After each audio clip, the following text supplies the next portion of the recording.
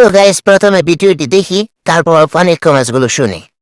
আজ কবিতা অন্য কারো, আমি সেই মাইরা দিব। তার সুখে উড়ায় আমি আর আমার ফেরারি মন, মুঠো মুঠো শুধু দুঃখ। तो चलिए शुरू करते हैं। এটা নাচ নাকি ঝাঁকানো? আমি তো কিছুই বুঝতাম পারতেছি না। তুমি তো খুব সুন্দর ঝাঁকাতে পারো। সঠিক বলেছেন।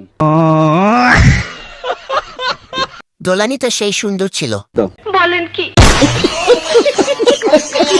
মনে হয় সব কিছু পড়ে গেল, পড়তে গিয়েও পড়লো না। ডাবগুলো অনেক সুন্দর। আমাকে 1 লিটার দেওয়া যাবে কি? এরকম ফালতু কথা তো জীবনে শুনি না।